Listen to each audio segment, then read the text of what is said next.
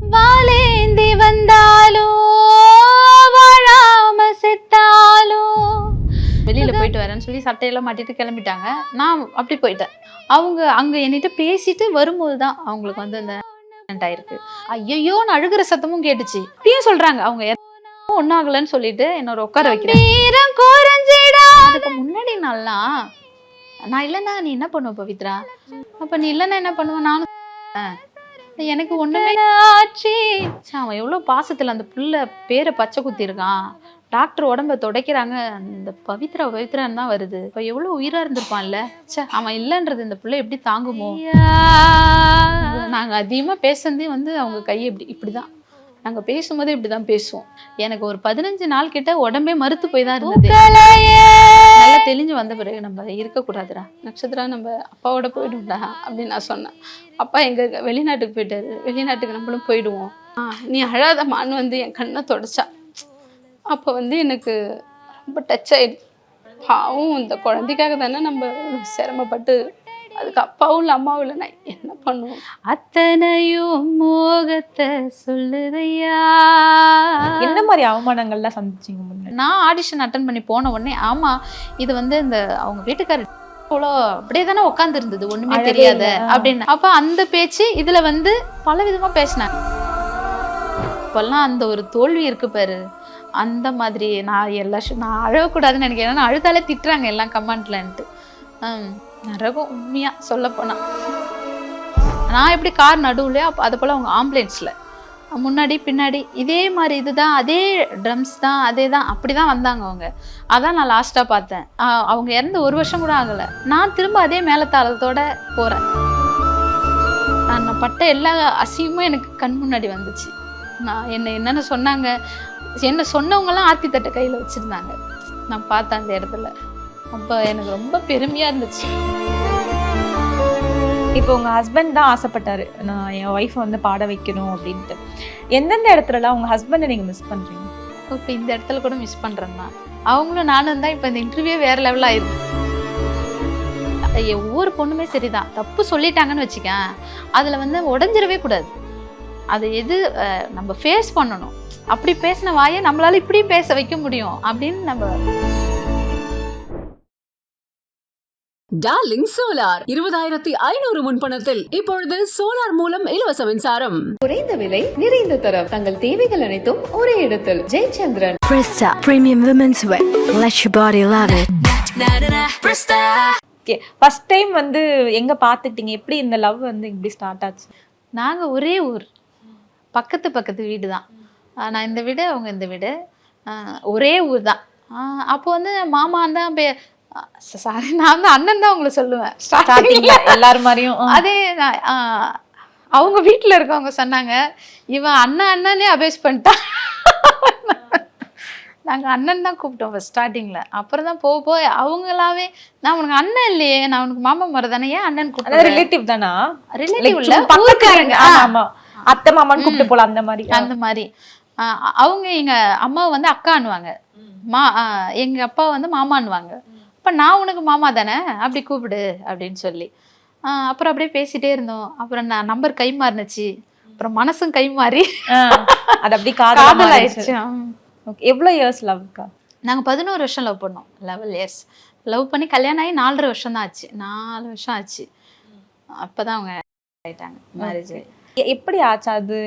அந்த இன்சிடென்ட் சொல்ல முடியுமா, என்ன ஆச்சுன்றது? சண்டே அன்னைக்கு நாங்கள் தான் சொன்னல, வீக்கெண்ட் ஆனால் இது பண்ணுவோம், வீக்கெண்டில் வந்து நாங்கள் வெளியில் போவோம். அந்த மாதிரி எல்லாம் வெளியில் போகிறோம், எங்கெங்கேயோ போகிறோம். யாருன்னா கும்பலாக தான் போகிறோம். என் தம்பி, நான், இவங்க அப்பா, பாப்பா எல்லாருமே கும்பலாக தான் போகிறோம். நாங்கள் வந்து அந்த வீட்டிலேருந்து இன்னொரு வீடு மாறுறதுக்கு பார்த்தோம். அது வாடகை வீடு தான். சரி, இன்னொரு வீட்டுக்கு நம்ம வாடகை பார்ப்போம்னு சொல்லி அந்த வீட்டையும் போய் பார்க்குறோம். பார்த்துட்டு நல்லா சாப்பிட்றோம், ஹோட்டலில் சாப்பிட்றோம். எல்லாம் அன்றைய நாள் ஃபுல்லும் ஃபன்னு தான், செம்ம ஜாலி தான். என்னை வார்த்தை கிண்டல் பண்ணிகிட்டே இருக்காங்க. அதுக்கு முன்னாடி நாள்லாம் என்ன சொல்கிறாங்க, நான் இல்லைன்னா நீ என்ன பண்ணுவ பவித்ரா அப்படின்லாம் கேட்டாங்க. இதெல்லாம் அப்ப எனக்கு கருதலமா, அதுக்கு ஏன் கேட்டாங்க அதெல்லாம் தெரியல. அந்த மாதிரி அவங்க கேட்க மாட்டாங்க, நான் தான் கேட்பேன். நான் இல்லைன்னா என்ன பொண்ணுங்க நம்ம அந்த மாதிரி கேள்விகள் கேட்போம். வேற யாராச்சும் லவ் பண்ணிருப்பீங்களா, நாளா என்ன பண்ணீங்க, என்ன மறந்துடுவீங்களா, அந்த மாதிரி கேள்விகளை நீங்களும் கேட்டு டார்ச்சர் பண்ணிருக்கீங்க அவரை? ஆமா, நானும் டார்ச்சர் பண்ணுவேன். நான் உடனே ஏன்னா அவங்க வாயிலேருந்து வரணும், நீ செத்துட்டா நானும் செத்துருவேன்டி செல்லம், அது வர வரைக்கும் விடுறது இல்லை. நீங்க அப்படி கேட்பீங்களா? நான் கேட்பேன், நான் இல்லைன்னா என்ன பண்ணுவேன், நான் இல்லைன்னா என்ன பண்ணுவேன். அது அவங்க பதில் என்னவா இருக்கணும், நீ இல்லைன்னா நான் செத்துருவேன்டி செல்லம், அதை சொல்ற வரைக்கும் நான் விட மாட்டேன். இப்போ நான் உனக்கு என்னதான் சொல்லணும்னுவாங்க, நான் சொல்ல வைப்பேன். அப்பதான் நான் கம்முனாவேன். அந்த மாதிரி நான் தான் கேட்பேன், அவங்க கேட்க மாட்டாங்க. அன்னைய நாள் அவங்க கேட்டாங்க, வண்டியில போயிட்டே இருக்கோம் எங்க வீட்டுக்கு, பாப்பா ஸ்கூல்ல விட்டுட்டு அப்ப கேட்டாங்க, பவித்ரா நான் இல்லைன்னா என்ன பண்ணுவேன் அப்படின்னு கேட்டாங்க. நான் ஃபன்னா எடுத்துக்கிட்டு நீ இல்லைன்னா என்ன பண்ணுவேன், ஜாலியா இருப்பேன் அப்படி இப்படி சொல்லிட்டு வரேன். உண்மையா கேட்குறேன், சீரியஸா கேட்குறேன் அப்படின்னு சொன்னாங்க. அப்ப நீ இல்லைன்னா என்ன பண்ணுவேன், நானும் எனக்கு ஒண்ணுமே இல்லையே, நம்ம ஒண்ணுமே சேர்க்கலையே, எப்படி வாழ முடியும், 1 வாரம் பட்னியா இருப்பேன், 2 வாரம் பட்னியா இருப்பேன், 3ஆவது வாரம் நானும் உன் கூட வந்து சேர்ந்துருவேன் அப்படி சொல்லிட்டு வரேன் நான். அந்த டிராவல்லாம் ஆக்சுவலா அர்ச்சனாக்கா இருக்காங்கல்ல, எங்க வீட்டுக்காருக்கு அவ்வளோ பிடிக்கும். அர்ச்சனாக்கா தான் வந்து எங்க வீட்டுக்காருக்கு ஃபேவரட்டே. அவங்களுக்காகவே எல்லா ஷோவையும் பார்ப்பாங்க. அர்ச்சனாக்கா ஆங்கர் அர்ச்சனாக்காக தான் பார்ப்பாங்களே. அவங்கள என்ன தெரிய சொல்லிட்டு வருவாங்க. அன்னைய நாள் வந்து அதை சொல்லிட்டு வரும்போது அர்ச்சனாக்காவை தான் சொல்றாங்க, அவங்க பாத்தியா அவங்க எவ்வளோ தைரியமா இருக்காங்க, ஒரு பொண்ணு தான் அவங்க ஆங்கர், அத்தனை இதுவும் அவங்க கண்ட்ரோல் தான், அந்த மாதிரி தைரியமா இருக்கணும்னு எனக்கு நிறைய சொல்லிட்டு வராங்க. அர்ச்சனாக்கா தான், ஆனால் அது அக்காட்டே நான் சொன்னது கிடையாது, அவங்கள தான் சொல்லுவாங்களே, அர்ச்சனாக்கா தான் அவங்களுக்கு பிடிக்கும். அதை சொல்லிட்டு வராங்க. சொல்லிட்டு நாங்கள் போயிட்டோம். அடுத்த நாள் தான் அது நடந்ததே. முன்னாடி நாளே அவங்க வாயிலேருந்து அது வந்திருக்கு, நான் இல்லைன்னா என்ன இருக்க போக மாட்டேன்னு அவங்க உள் ஆத்மாவுக்கு தெரியுமோ என்னமோ சொல்லிட்டு அடுத்த நாள் வந்து நல்லா சுற்றிட்டு போயிட்டு வந்து 6:30 மணி ஆச்சு, வந்து படுத்துட்டாங்க, வந்து தூங்கிட்டாங்க. அன்னைக்கு எங்கெல்லாம் போனீங்க, வெளியே எங்க போனீங்க? வெளியில இங்கேருந்து வந்து ஊருக்கு போனோம், ஊர் உள்ள போனோம், ஊர் உள்ள இருந்து அப்புறம் வெளியில வந்து மால் போனோம், கடலூர்லேயே ஒரு சின்ன மால் இருக்கும், அங்கே போனோம். அப்புறம் அது வர்ற வழியெல்லாம் 2 பேருக்கு பிரியாணி வாங்கி தராங்க. அவங்களுக்கு ரொம்ப ஹெல்பிங் மைண்டு, யாரோ ஒருத்தவங்களுக்கு ரொம்ப ஹெல்பிங் மைண்டு வாங்கி கொடுத்துட்டு நீட்டாக போகிறோம், நல்லா ஜாலியாக பேசுகிறோம். அதனால ரொம்ப நல்ல பாசமாக பேசிட்டு வராங்க. திரும்பி நக்ஷத்ரா குதிச்சு விளாண்டுட்டு இருக்கா, அவங்க கூடயே தான் இருக்கா. அவங்க டிரைவ் பண்ணும்போது நல்ல ரொம்ப பாசமாக இருக்காங்க. அன்னைய நாள் பேசும்போதே நல்ல பாசமாக பேசுகிறாங்க, அன்பாக பேசுனாங்க அன்னைய நாள் ஃபுல்லும். அப்புறம் வந்தோம் வீட்டுக்கு, எல்லாத்தையும் முடிச்சுட்டு ஈவினிங்காக வந்தோம். வந்துட்டு படுத்துட்டாங்க அவங்க டயர்டில்.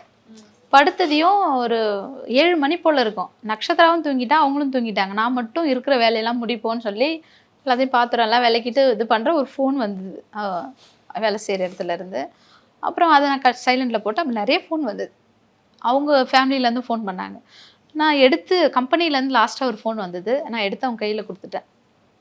எழுப்பிட்டேன், நல்ல தூக்கம் சொன்னாங்க. ஃபோனு வந்து சைலண்டில் போடணும் அவங்களே சொன்னாங்க. 2வது வாட்டி திரும்ப அடிக்கவே நானாகவே எடுத்து நல்லா எழுப்பி கொடுத்துட்டேன் ஃபோனை. கொடுத்த பிறகு அவங்க பேசிகிட்டே சரிட்டு கொஞ்ச நேரம் உட்காந்து என்கிட்ட பேசினாங்க. நாங்கள் வேறு கதை பர்சனலாக வந்து பேசிட்டு கிளம்புனாங்க. அப்போ தான் பேசிட்டு நான் அப்போ வந்து வெளியில் கூட அவங்க வந்து பார்க்கல, நான் உள்ள வேலையை விட்டுட்டு தானே அவங்கள்ட்ட செல்லு பார்க்க வந்தேன்னு சொல்லிட்டு சரி நான் இந்த மாதிரி போயிட்டு வரேன், வெளியில் போயிட்டு வரேன்னு சொல்லி சட்டையெல்லாம் மாட்டிட்டு கிளம்பிட்டாங்க. நான் அப்படி போயிட்டேன், கீழே கூட அவங்கள இறங்கி பார்க்கவே இல்லை. போயிட்டு நான் சுத்தின அசதி, வேலை செஞ்ச அசதியில் நான் வந்து நக்ஷத்ரா கூட படுத்துட்டேன். இல்லைன்னா அவங்களுக்கு ஃபோன் பண்ணி எங்கே இருக்க என்னது இது நான் கேட்டுகிட்டே இருப்பேன். நானும் அந்த டைமுக்கு பண்ணலை. அப்புறம் கொஞ்சம் நேரத்துக்கு முன்னாடி கால் பண்ணேன். அவங்க எப்படின்னா அங்கேருந்து கிளம்புறாங்க, கம்பெனிலேருந்து கிளம்பும்போது நான் கால் பண்ணேன். கால் பண்ணும்போது கிளம்பிட்டேன் செல்லம், நான் கிளம்பிட்டேன், நான் சொன்னேன் டைம் ஆகுது நான் பூட்டிடுவேன், நான் வெளியில தான் படுத்துக்கணும் மிரட்டுறேன், லேட்டாக வராத எனக்கு தூக்கத்தில் வந்து எழுப்புற நீ அப்படின்னு நான் சொல்கிறேன். கொஞ்ச நேரம் கழித்து அவங்க சொன்னாங்க, செல்லம் தூங்கிடாத நான் வந்துடுவேன், சாப்பாடெலாம் சூடு பண்ணி வைன்னுலாம் சொன்னாங்க. ஆனால் என் தூக்கத்தில் என்ன பண்ணிட்டேன், திரும்ப கட் பண்ணிவிட்டு நான் தூங்கிட்டேன். அவங்க அங்கே என்கிட்ட பேசிட்டு வரும்போது தான் அவங்களுக்கு வந்து அந்த ஆயிருக்கு. ஆயிட்டு கொஞ்ச நேரம் ஒரு 1/2 மணி நேரம் கழித்து என்னோட சின்ன தம்பி எனக்கு ஃபோன் பண்ணான். ஃபோன் பண்ணிவிட்டு எங்கே இருக்க அப்படின்னு சொல்லி கேட்டான். நான் எங்கே இருப்பேன் இந்த டைமில், வீட்டில் தான் இருக்கேன் அப்படின்னு நான் சொல்கிறேன். அவனுக்கு பின்னாடி சத்தம் கேட்குது, இந்த அழுகிற சத்தம் அந்த இதெல்லாம் கேட்குது. உடனே ஏன் என்னாச்சின்னு கேட்டேன். ஒன்றும் இல்லைன்னு வச்சுட்டான். நான் அவங்களுக்கு ஃபோன் பண்ணுற சுவிட்ச் ஆஃப்னு வருது. நான் சும்மா ஏன்னு தெரியல இவன் ஏன் பண்ணான், நான் வந்து இவங்கள நினைக்கல எங்கள் அப்பாவை நினச்சேன். சரி அவங்க ஏதாவது குடிச்சிட்டு எங்கே விழுந்துட்டாங்களோ, அப்பாவுக்கு எதாவது ஆயிடுச்சோ அப்படின்ட்டு இவங்ககிட்ட சொல்லுவோமே அப்படின்னு சொல்லி நான் இவங்களுக்கு ஃபோன் பண்ணுறேன். இவங்க செல்லு சுவிட்ச் ஆஃபாக இருக்குது. என்ன சுவிட்ச் ஆஃபே அவங்க மொபைல் ஆகவும் விட மாட்டாங்க. அப்போ முடிவு பண்ணேன், என்ன சுவிட்ச் ஆஃப்னு வருதே, அவங்க ஃபோன் இப்படி கட் பண்ணுற, திரும்ப என் தம்பி கால் பண்ணுறான் திரும்ப. இந்த மாதிரி சொல்கிறான் பொறுமையா, நீ பயப்படாத, பயப்படுற மாதிரி ஒன்றும் இல்லை, அவர் சின்னதாக கீழே விழுந்து காலில் தான் அடிபட்டிருக்கு. என்னதையும் நான் பதட்டினேன். பதட்டப்பட்டுக்க, என்ன அவர்கிட்ட வேணா ஃபோனை கொடுக்கவா அப்படின்னு சொல்கிறான். ஓ அப்போ தைரியமாக இருக்கேன் நான். சரி, ஒண்ணும் இல்ல, சின்ன அடி சின்ன அடின்னு. சரி நீ அங்கேயே இரு, நான் வரேன்னு சொல்கிறான். ஆனால் நான் வந்து அந்த அளவுக்கு பொறுமை இல்லை. நான் இருக்கிறதெல்லாம் திறந்து ட்ராவெல்லாம் திறந்து என்னென்ன இருக்கோ எதாவது எடுத்துக்கிட்டு நட்சத்திராவுக்கு சட்டையை போட்டு தூக்கிட்டு ஓடி வரேன். ஐயையோன்னு அழுகிற சத்தமும் கேட்டுச்சு, எங்க அம்மாவோட சத்தம், அழுகிற சத்தம். அவங்க சின்னதா அடிப்பட்டதுக்கு பதறுவாங்க, சின்ன விஷயம் தான், அதனால தான் பதறுவாங்கன்னு உள்மனசு சொல்லுது. ஆனா அந்த அழுகை என் காதுல கேட்டுட்டே இருக்கு. ஏதோ ஒரு பெரிய அழுகை, அது ஏதோ ஒன்று பெரிய நடக்குதுன்னு. நடந்து ரொம்ப தூரம் போயிட்டேன். அப்புறம் என் தம்பி வந்தான். வந்து நான் தான் அங்கே வரேன், நல்லா நீ ஏன் வந்தேன்னு சொல்லிட்டு என்னை வந்து வண்டியில் ஏற்றிக்கிட்டான். ஏற்றிட்டு போகிற வழியெல்லாம் நான் சொல்கிறேன், சின்னடி தானே எல்லாம் என்னை சமாதானப்படுத்திட்டே வராங்க. சின்ன அடின்னு சொல்லிட்டு பின்னாடி திரும்பி அழுறான். அவனை கண்ட்ரோல் பண்ண முடியல, பின்னாடி திரும்பி அழுகுறான். அவன் அழவே மாட்டான் சின்னவன், அவன் அப்படி அழுதுட்டு வரான். கிட்ட நான் இறங்கி போகிறேன், ஒட்டுமொத்த குடிகாடே அங்கே தான் இருக்குது, அந்த எங்கள் ஊரே அங்கே தான் இருக்குது. இன்னும் இந்த அடிக்கெல்லாம் ஒரு ஊர் வராதே, இந்த மாதிரி சின்ன சின்ன அடிக்கெல்லாம் எப்படி ஒரு ஊரே வரும் அப்படின்ற எல்லாம் ஓடி வந்து ஒன்றுமே இல்லை, சின்ன அடி, நீ போய்ட்டு உட்காரு, கொஞ்ச நேரம் உட்காரு, சரியாகிடும்னு சொல்கிறாங்க. நான் அப்புறம் அழுதுகிட்டே, நான் நல்லா வேண்டிக்கிட்டே, ஐயோ கடவுளே ஒன்றும் ஆகக்கூடாது. உடனே போலீஸ் வராங்க, வந்து இந்த மாதிரி அவர் கண் முழிச்சிட்டா இதை சொல்லுங்க அப்படின்னதையும், ஓ அப்போ அவங்க லைட்டாக மயக்கத்தில் இருக்காங்க, கண் முழிச்சிட்டா இந்த நம்பருக்கு பண்ண சொல்கிறாங்க, அப்போ அவங்களுக்கு ஒன்றும் ஆகலைன்னு நான் நல்லா உட்காந்துருக்கேன். நட்சத்திரம் அங்கே ஓடாத, இங்கே வராத அப்படிலாம் சொல்கிறேன். ஒரு இடத்துல உட்காரு. பார்க்கவே இல்லையா? அவங்க பார்க்கவே இல்லை, அவங்கள பார்க்கவே இல்லை. ஒரு இடத்துல உட்காரு அப்படின்னு நட்சத்திரம் அதட்டிட்டு அப்படியே உட்காந்துட்டு இருக்கேன். கொஞ்சம் நேரம் இருக்கும், ஒரு 10 நிமிஷம் தான் இருக்குமே. எல்லாரும் பேசிட்டு போயிட்டு வந்துட்டுன்னு கத்தி கூப்பாடு போட்டுக்கிட்டு ஓடி வராங்க. எல்லாம் என் ஃபேமிலி தான். எல்லாரும் ஓடி வந்த பிறகு ஏன் இவங்க ஓடி வராங்கன்னு தெரியலையானதே. ஐயோ போயிட்டேடான்னு ஹாஸ்பிட்டல் நிறைய பேருக்கு நடக்கும், இவங்க வேற யாராவது பார்த்தாங்களா, என்ன நடக்குதுன்னே ஒன்றும் புரியலேன்னு நான் குடுகுன்னு ஓடுறேன். என்னாச்சு எல்லாம் என்னை இப்படி இறுக்கி பிடிச்சிக்கிட்டாங்களோ சார், என்னை விடலை. ஒன்றும் இல்லைன்னு என்னை ஃபுல்லாக பிடிச்சிக்கிட்டாங்க இறுக்கி. ஒன்றும் ஆகலை அப்படியும் சொல்கிறாங்க. அவங்க ஒன்றும் ஆகலைன்னு சொல்லிட்டு என்னோட உட்கார வைக்கிறாங்க.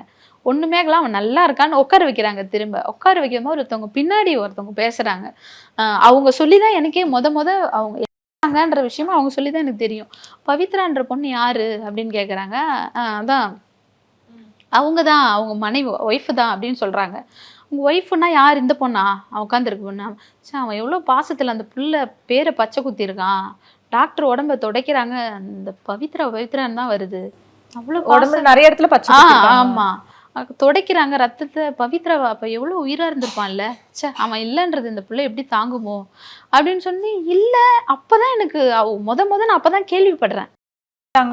இல்ல அவங்க இறந்துட்டாங்கன்னு சொல்ல, அவங்க இல்லைன்றது அந்த பிள்ளை எப்படி தாங்குமோ தெரியலையே, அவன் அவ்வளோ உயிராக இருந்திருக்கானே அந்த பொண்ணு மேலேன்னு சொன்னதையுமே எல்லாம் கழுவுறதை நான் கண்டுபிடிச்சிட்டேன். இது அவ்வளோதான். ஆனால் என் மனசு ஏற்றுக்கல. அந்த டைம் வந்து உடம்பெல்லாம் நம்ம கால் மறுக்குமே தெரியுமா, அந்த மாதிரி உடம்பு தலையெல்லாம் மறுத்துருச்சு, கை கால் எல்லாமே மறுத்து போயிடுச்சு. நம்ம ஏந்திரிக்கவும் முடியல, உட்காரவும் முடியல. உள் யோசனை மட்டும், அவங்க இல்லைன்னா நம்ம என்ன பண்ணுறது, கடவுளே நம்ம வாழ்க்கை என்ன, இது என்ன உண்மை, கனவா பொய்யா, அது பல குழப்பமாயிடுச்சு. நான் அழகுல ஒன்றும் இல்லை, என்னை வந்து அவங்கள பார்க்கவும் விடலை யாருமே. அவங்களுக்கு ஒரு பக்கத்தில் வந்து முகத்தை மறைச்சாச்சு, ஒரு கையை எனக்கு கொடுத்துருக்கலாம். அது ஒன்றுமே என் மனசை இதுதான் பாதிக்குது. ஒரு 5 நிமிஷம் நான் அவங்கள பார்த்துருக்கலாம். அங்கே அவங்க 8 விட்டுட்டு வரும்போதும் ஃபுல்லாக பண்ணிட்டாங்க, ஃபுல்லாக மூடிட்டாங்க. எனக்கு ஒரு ஆசை, நாங்கள் அதிகமாக பேசுனதே வந்து அவங்க கையை இப்படி தான், நாங்கள் பேசும்போதே இப்படி தான் பேசுவோம். அவங்க கையே நல்லா பிடிக்கவும் முடியல, ஒன்றும் முடியல. அப்புறம் எல்லாம் கத்தி அழுவும் போது என்னை உடனேவே இட்டுட்டு போயிட்டாங்க ஊருக்கு. நீங்க அப்ப பாக்குறேன்னு சொல்லவே இல்லையா? அடிப்பட்ட உடனே நான் என் நிலையில இல்லை, எனக்கு என்ன நடக்குதுன்னே தெரியல. அங்கேருந்து வண்டியில் போகும்போது இட்டுட்டு போகிறாங்க, அவன் வந்து வேறு ஹாஸ்பிட்டல் மாத்துறேன், அப்பயும் பொய் சொல்கிறாங்க. ஆனால் நான் தான் பின்னாடி சொல்கிறவங்க தெரிஞ்சிடுச்சு எனக்கு இல்லைன்னு. என்கிட்ட பொய் சொல்லி அவனை வேறு ஹாஸ்பிட்டல் மாற்றுறாங்க, எல்லாம் கத்தி கதறாங்க. நான் என்ன பண்ணேன், சரி என் நிலையிலே இல்லாமல் வேறு ஒரு நிலையில் வீட்டுக்கு போயிட்டுருக்கேன். வீட்டுக்கு போய் இறங்குனதையும் ஊரில் இருக்கவங்க எல்லாம் என்னை கட்டி பிடிச்சி கதறி அழுறாங்க. அதுக்கு எப்படி ரெஸ்பான்ஸ் பண்ணுறதுன்னு எனக்கு தெரியல. நான் அழலை, ஒரு பேந்த பிடிச்சால ஆயிடுச்சு. போயிட்டு எல்லாம் பயப்படுறாங்க, அந்த பிள்ளைக்கு எதாவது ஆகிடுமோ, இந்த பொண்ணுக்கு உங்களுக்கு ஏதாவது ஏதாவது ஆயிடுமோ ஆயிடுமா? ஆயிடுமோ இவ்வளோ உயிருக்கு உயிராக இருந்தவன அழலி அந்த புள்ள கல் மாரி நிற்கிதேன்னு நான் வந்து யாரையுமே தெரியலன்னு இருக்கேன். என்ன தெரியுதான்னும் போது தெரியலையே யார் நீங்கள் என்ன அப்படி கேட்டிருக்கேன். நட்சத்திரா தெரியுதா தெரியலையே அப்படின்னு நான் சொல்லியிருக்கேன். அந்த மாதிரி இருந்திருக்கேன் நான். அப்போது அந்த மாதிரி இருக்க டைமில் அடுத்து அவங்கள என்ன பண்ணிட்டாங்க, லாரியை கண்டுபிடிக்க முடியல. இந்த மாதிரி நான் லாரி வந்து இருந்ததையும் இடிச்சிருச்சா? லாரி வந்து இடிச்சிருச்சு. இந்த பக்கம் வந்தவங்கள இப்படி காரை ஓவர்டேக் பண்ணுறேன்னு இப்படி வளைஞ்சு வந்து இவங்க இந்த பக்கம் வர்றவங்கள வந்து இப்படி இடிச்சிட்டாங்க. அவங்க அது வந்து ரொம்ப இருட்டல். முன்னாடி யாராவது பார்த்துருந்தா கூட இட்டுட்டு போயிருப்பாங்க. அவனும் தப்பிச்சிட்டான். அந்த லாரி டிரைவரும் ஓடிட்டாங்க. ஒன்றுமே அங்கே பண்ண முடியல. அவங்களும் அந்த மாதிரி ஆயிடுச்சா, ஊருள்ள போனதையும் அப்புறம் நான் வந்து எனக்கு இதாகிடுச்சு. ஹாஸ்பிட்டலில் போய் அட்மிட் பண்ணிட்டாங்க. அப்புறம் அவங்கள இட்டுட்டு வரதுக்கு 2 நாள் ஸ்ட்ரைக்லாம் பண்ணி நியூஸ் பேப்பர் டிவி இதெல்லாம் எதனால ஸ்ட்ரைக்? அந்த லாரி கண்டுபிடிக்க முடியல. போலீஸ் வந்து கண்டுபிடிக்கலையே இன்னும் அப்படின்றதுக்காக மக்கள்லாம் கூடி ஒரு நாள் ஆச்சு, 2ஆம் நாள் தான் வந்தாங்க. போலீஸ் 2ஆவது நாள் தான் வந்தாங்க. இல்ல போலீஸ் வந்துட்டாங்க. லாரி கிடைக்கணும்ல, கேஸ் போடாத அவங்க நம்ம வாங்கிட்டோம்னா அது பிரச்சனை தானே. அபாண்டமா வந்து ஒரு உயிர் போயிருக்குல்ல, கேஸ் ஃபைல் பண்ணணும்ல அப்படின்னு சொல்லி என் தம்பிலாம் வந்து விடலை, கேஸ் போட்டாகணும் அப்படின்னு சொல்லி ஸ்ட்ரைக்கில் அங்கேயே உட்காந்துட்டாங்க. அந்த டைம் தான் பார்த்தேன் எங்கள் வீட்டுக்கார் மேலே எல்லாரும் எவ்வளோ பாசம்னு. நான் அப்போ இதில் பார்த்தேன், செல்லில் பார்த்தேன். அவ்வளோ பேர் எங்கள் வீட்டுக்காருக்கு சப்போர்ட் பண்ணி.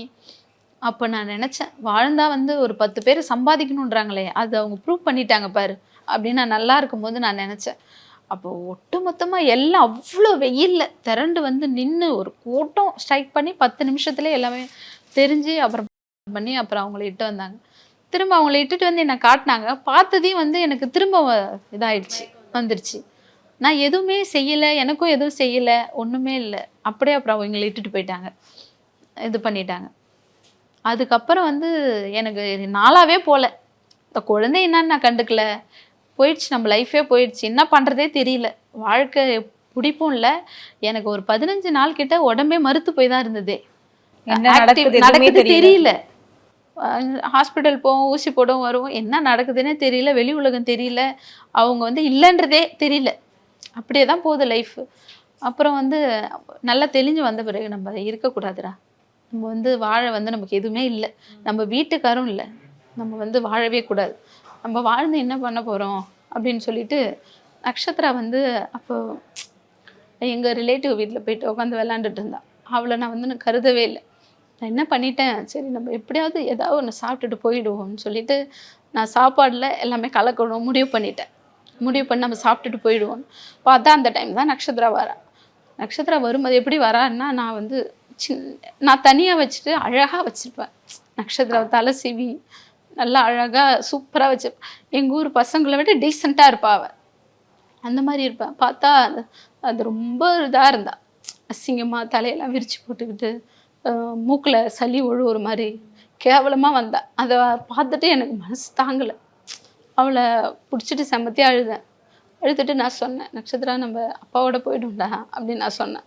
அப்பா எங்கள் வெளிநாட்டுக்கு போயிட்டாரு, வெளிநாட்டுக்கு நம்மளும் போயிடுவோம், இதை சாப்பிட்டோன்னா இப்போ நம்ம வெளிநாடு போயிடுவோன்னு சொன்னது. அவள் தயாராக இருக்கா சாப்பிட. சரி நம்ம போயிடலாமா அப்படின்னு சொல்லிட்டு அப்போ வந்து நான் ஒன்று எடுத்துகிட்டு வந்து வைக்கிற டைமில் ஒரு கதை சொல்கிறேன். அம்மா இந்த மாதிரி அவளோட ஃப்ரெண்டு வந்து டாக்டர் சீட் வச்சுருக்காம்மா, எனக்கு அந்த மாதிரி வாங்கித்தான்னு சொன்னேன். நான் வாங்கி தரேன்னு சொல்லிவிட்டு நான் அழுதுகிட்டே இருக்கேன். அவள் என்ன நினச்சிக்கிட்டா, நான் அந்த டாக்டர் செட்டுக்கு தான் வந்து நான் அழறேன்னு சொல்லிட்டு, அம்மா உனக்கு கஷ்டமாக இருந்தால் வேணாம்மா, அந்த டாக்டர் செட்டே எனக்கு வேணாம், நீ அழாதம்மான்னு வந்து என் கண்ணை தொடச்சா. அப்போ வந்து எனக்கு ரொம்ப டச் ஆயிடுச்சு. இந்த குழந்தைக்காக தானே நம்ம இவ்வளோ சிரமப்பட்டு, அதுக்கு அப்பாவும் இல்லை அம்மாவும் இல்லை, நான் என்ன பண்ணுவோம், அது வாழணும்ல அப்படின்னு எனக்கு தோணுச்சு.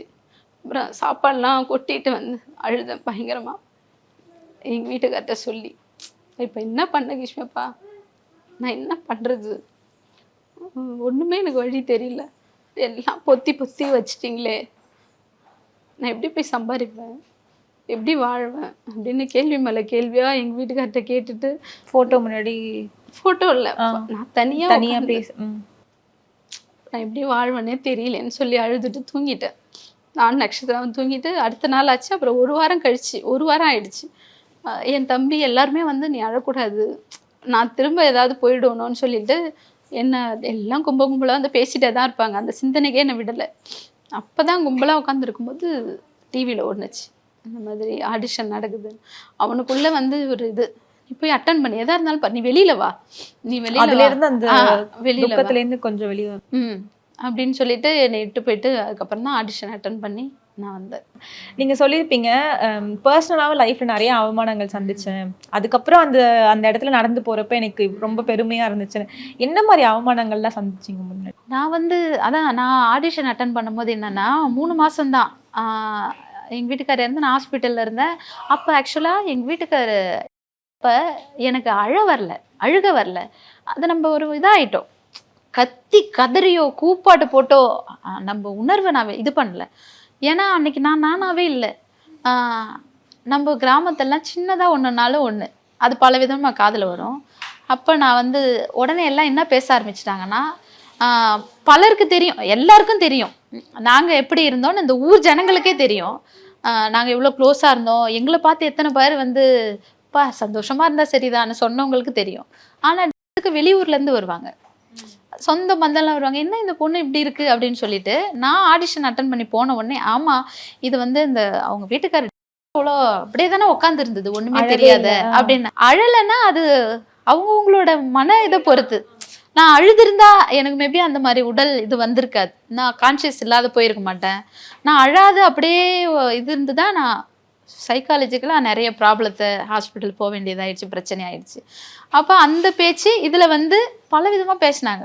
இது என்ன போய் அங்கே என்ன பண்ண போகுது, இதுக்கப்புறம் அது என்ன அவங்க வீட்டுக்காரர் இல்லாத போய் மைக் எடுத்து என்ன பண்ண போகுது. பாட்டு கச்சேரியெல்லாம் பாடுறவங்களே ஒரு விதமாக சொல்லுவாங்கல்ல, வீட்டுக்காரர் இருக்கிறவங்களே தப்பு சொல்லுவாங்க. இது வீட்டுக்காரர் இல்லாத போய் என்ன பண்ண போகுது, இது கேரக்டர் இதுக்கு அது பேர் கெட்ட பேர் தானே ஆகும், ஏன் போகணும் அப்படின்னு சொல்லிட்டு நிறைய பேர் வந்து சொன்னாங்க. இந்த மாதிரி அசிங் பண்ண அப்பயும் அழுதேன், சச்சை நம்ம விடக்கூடாது, அவங்க சொல்லிட்டு அவங்களுக்கு உலகம் அறியலை, அவங்களுக்கு பேசுகிறவங்களுக்கு எல்லாமே இருக்குது, வீடு இருக்குது, வாசல் இருக்குது, எல்லாம் இருக்குது, ஆனால் நமக்கு ஒன்றுமே இல்லை. இந்த ஒரு ஆப்பர்ச்சுனிட்டி என் உள்மனசு சொன்னிச்சு, போயிட்டு எப்படியாவது யார் சொன்னாலும் காதில் வாங்காதான்னு இப்படி சொன்னாங்க. ஆடிஷன் அட்டன் பண்ணிவிட்டு போயிட்டு வரணும். என் தம்பி தான் எல்லாத்தையுமே இட்டுட்டு போகிறது வர்றதுன்னு. அன்டைம்லாம் வருவேன். கார் ஓட்டுறது யாருன்னெலாம் கேட்டிருக்காங்க. அவன் தம்பியா அப்படின்னு போயிருக்காங்க. வேறு யார் கூடயாவது நான் வரேனான்ற மாதிரிலாம். இந்த மாதிரி கேரக்டர் வைஸாகவும் நிறைய இதை ஃபேஸ் பண்ணேன் நம்ம ஊரில். நான் வந்து அப்புறம் வீடு இல்லாமல் என்ன பண்ணேன்னா காலி பண்ணி எங்கள் வீட்டுக்கு வந்து எங்கள் வீட்டோட வந்துட்டேன். நான் அம்மா வீட்டில் தான், நீங்கள் தங்கியிருந்த வீட்டை காலி பண்ணிட்டு எங்கள் அம்மா வீட்டோட வந்துட்டேன். அப்பயும் அப்படி தான், ஏன்னா நான் தேடிக்கிட்ட வாழ்க்கை என் லைஃபு, நான் பண்ண முடியும், நான் போராடி நான் கல்யாணம் பண்ணேன். அந்த இடத்துல அப்படி தான் தோற்று போய் நான் எங்கள் வீட்டோட வந்தேன். வாழ்க்கையில் இருக்குது அப்போல்லாம் அந்த ஒரு தோல்வி இருக்குது பாரு, அந்த மாதிரி நான் அழகக்கூடாதுன்னு நினைக்கிறேன். ஏன்னா அழுதாலே திட்டுறாங்க எல்லாம் கமெண்ட்லன்ட்டு. அது யாருக்குமே வரக்கூடாது.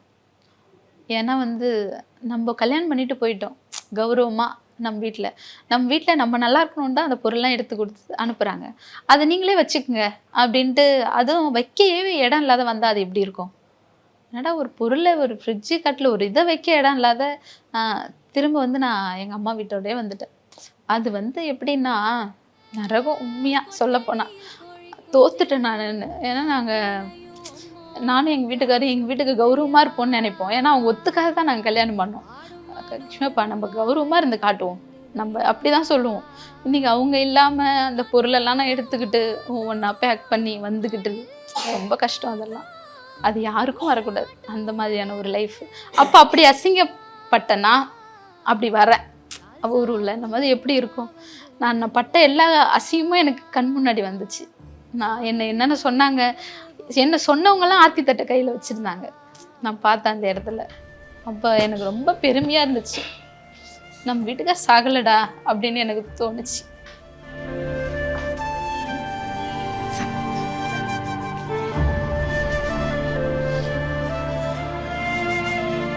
பயங்கரமாக இருந்தது அந்த மொமெண்ட் நீங்கள் சொன்னது. ஏன்னா நம்மளால எதுவுமே பண்ண முடியாது, உனக்கு எதுவுமே வராது அப்படின்னு சொன்ன ஒரு கூட்டத்துக்கு மத்தியில் ஜெயிச்சுட்டு போகிற ஒரு ஃபீல் இருக்குல்ல, சான்ஸே இல்லை. ஸோ அதுக்கப்புறம் உங்களை பார்க்குற விதம் எப்படி மாறுச்சு? இப்படிலாம் பேசினாங்கல்ல, எவ்வளோ தப்பாலாம் பேசினாங்க, அவங்களுக்குலாம் ஒரு செருப்பால் அடித்த மாதிரி இருந்திருக்குல்ல லிட்டரலி. கண்டிப்பாக அந்த பர்சன்ஸ்லாம் அதை பேசினாங்களா உங்கள்கிட்ட திருப்பி பேசினாங்க. அவங்க தான் வந்து ரொம்ப க்ளோஸா வந்து பேசுறாங்க இப்போ. இப்போ என்ன நெருப்புன்றாங்க. ஐயோ பவித்ரான்னு நெருப்பு, அவகிட்ட தப்பு பண்ண முடியுமா? அப்படி அவகிட்ட போக பேசுறாங்க. முடியாது. கிட்ட போக முடியாது அப்படின்னு. அது ஒவ்வொரு பொண்ணுமே சரிதான். தப்பு சொல்லிட்டாங்கன்னு வச்சுக்கேன், அதுல வந்து உடைஞ்சிடவே கூடாது. அது எது நம்ம ஃபேஸ் பண்ணணும். அப்படி பேசின வாயை நம்மளால இப்படியும் பேச வைக்க முடியும் அப்படின்னு நம்ம இருந்து பண்ணி காட்டணும். அப்போல்லாம் எனக்கு வந்து மனசுக்குள்ளே நான் எங்கள் வீட்டுக்கார்ட்ட பேசிக்குவேன். பாத்தியா கிருஷ்ணப்பா, அவங்க வந்து இப்படி பேசுறாங்க, தப்பா அதே சீத்தமிழ்ல எங்க வச்சிருக்காங்க, எந்த ரூமு, யாரு கூட இருக்கா, எவர் கூட இருக்கா, அப்படி பெண்கள்னாலே கல்யாணம் பண்ணிட்டா இப்படிதான். எனக்கு அதிகமா வந்து உலகமே தெரியாதுண்ணா. நான் வந்து படித்தேன், உடனே கல்யாணம் ஆயிடுச்சு. நான் கடைக்கு போயிட்டு ஒரு காய்கறி கூட வாங்க மாட்டேன். எல்லாமே எங்கள் வீட்டுக்காரர் தான். அதனாலவே எனக்கு தெரிஞ்சு நான் போல்டாக இருந்தாலுமே அவங்க அரவணைப்புல நான் அடங்கிட்டேன். ஒண்ணுமே தெரியாத ஆயிட்டேன். பாசத்துல நான் வந்து அவங்கள மீறி ஒன்றும் பண்ண மாட்டேன். அவங்க பாசத்திலே நான் 5 வருஷமும் உலகமே தெரியாத இருந்துட்டேன். அவங்க பார்த்துப்பாங்க, அவங்க பார்த்துக்குவாங்க, அவங்க இருக்காங்கன்னு எனக்குள்ள இருக்க தைரியமும் இல்லை. நான் அப்படியே இருந்தேன். இன்னைக்கு வந்து அதனால தான் அவங்க அப்படி சொல்றாங்க, இந்த புள்ள கல்யாணம் அவங்க வீட்டுக்காருக்கு பின்னாடி அப்படிதானே இருந்தது, இப்போ இப்படி மாறிடுச்சு, இப்போ இப்படி ஆயிடுச்சு அப்படின்னு. அப்போ தனியா இருந்தா நம்ம ஃபேஸ் பண்ணி தான் ஆகணும்.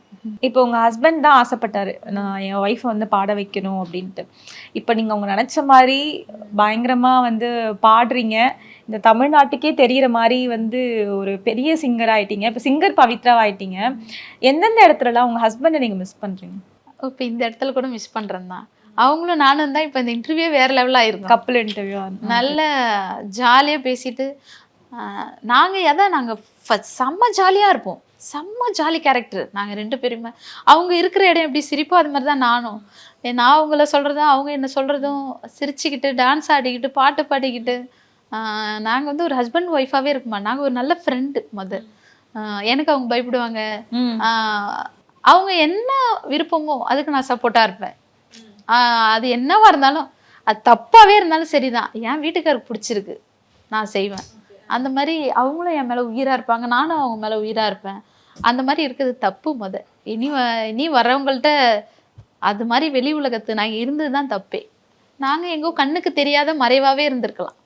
எல்லாருக்கிட்டையும் அந்த மாதிரி இருந்துதான் யாரு கண்ணு பண்ணுச்சோ என்னவோ தெரியல. ஆனா எங்களை பார்க்குறவங்களாம் சொல்லாதான் இருக்க மாட்டாங்க, நீங்க தான் வாழ்க்கையை என்ஜாய் பண்றீங்க, போங்க லைஃப் என்ஜாய். நாங்க வாரம் ஃபுல்லும் எங்க வீட்டுக்காரு வேலைக்கு போயிட்டாங்கன்னா அந்த வாரத்துல ஒரு நாள் நாங்க சுத்த கிளம்பிடுவோம். அந்த வர்ற காசை ஃபுல்லும் நாங்க சுத்தி ஜாலியா என்ஜாய் பண்ணுவோம். வாரம் சம்பாரிச்சது. என்ன வேலை பார்த்துட்டு இருந்தாங்க? பில்டிங் ஒர்க் தான் பார்த்துட்டு இருந்தாங்க. அவங்க இறக்க போகும்போது அவங்க சின்னதா ஒரு வேலை எடுத்தாங்க தனியா. அது வரைக்கும் வெல்டிங் தான், அவங்க வெல்டிங் ஒர்க் தான் பண்ணுவாங்க. வெளியூருக்கு போய் வேலை செய்வாங்க, உள்ளூர்லேயே செய்வாங்க. இப்போ அந்த வீக்கெண்ட் வாரம் வாங்கிட்டாங்கன்னா ஜாலி வந்து ஃபோன் பண்ணுவாங்க கிளம்புன்னு சொல்லி. நான் உடனே கிளம்பி ரெடியா இருப்பேன் ஊர் சுத்த. நீங்களும் பாப்பாவும் ரெடியா இருப்பீங்க. எல்லாருக்கும் வந்து வெற்றியை கொண்டாடுறதுலாம் ஜெயிச்சா ஒரு வெற்றியை கொண்டாடுறது இதை நம்ம பார்த்துருக்கோம். ஆனால் நீங்கள் ஃபைனலிஸ்ட் ஆகி 6th ஃபைனலிஸ்ட் ஆகி நீங்கள் ஊருக்குள்ளே போகிறீங்க. உங்களுக்கு வந்து அப்பேற்பட்ட ஒரு வரவேற்பு, ஃப்ரண்ட்ல காரு பின்னாடி காரு அப்படியே கம்பீரமாக வந்து இறங்கி அந்த அந்த அந்த ரோட்டில் நடந்து போகிறப்ப என்னக்கா தோணுச்சு? எப்படி இருந்தது அந்த மூமெண்ட்? அதுதான்ப்பா சொல்கிறேன், என் வாழ்க்கையை இவ்வளோ சரிகமபால இவ்வளோ நடந்ததில்ல. எனக்கு இதில் உங்களுக்கு எந்த நாள் பெஸ்ட்டுன்னு எல்லாரும் கேட்டாங்கன்னா எதையுமே சொல்ல மாட்டேன், அந்த ஒரு நாள் தான் சொல்லுவேன். நான் வந்து எப்படி வந்த அழுகையோட தோத்து போய் வாழ்க்கையே இல்லை நமக்கு, போராடி தான் பார்ப்போமேன்ற ஒரு கட்டத்தில் பர்சனலாகவே அவ்வளோ அவமானத்தை சந்திச்சு தான் நான் வந்தேன். வரும்போது அந்த இடத்த விட்டு அப்படி வந்து அதுக்கப்புறம் நான் ஊருள்ளே போகல, ஃபஸ்ட் டைம் அப்போ தான் போகிறேன். அப்போ எவ்வளோ ஒரு இதாக இருக்கும், கெத்தா இருந்தது. அப்பா எனக்கு வந்து 4 பூஸ்ட் போன்விட்டா குடிச்சால இருந்தது. அப்பா அப்படியே ஜாலியாக இருந்தது. அவ்வளோ அழுக. அதே மாதிரி தான் எங்கள் வீட்டுக்காரும் வந்தாங்க. நான் எப்படி கார் நடுவுலையோ அது போல் அவங்க ஆம்புலன்ஸில் முன்னாடி பின்னாடி இதே மாதிரி இதுதான், அதே ட்ரம்ஸ் தான், அதே தான், அப்படி தான் வந்தாங்க அவங்க. அதான் நான் லாஸ்ட்டாக பார்த்தேன். அந்த டைமில் அவங்க இறந்து 1 வருஷம் கூட ஆகலை. நான் திரும்ப அதே மேலத்தாளத்தோட போகிறேன். அது அப்படி இது இப்படின்ற மாதிரி போனேன். அப்போ நினச்சேன் எல்லாமே நம்ம வாழ்க்கையில் அவங்க தான் நடத்துகிறாங்க, அப்படியே போகிற போக்கில் ஓடுவோம், நடந்து போவோம்னு.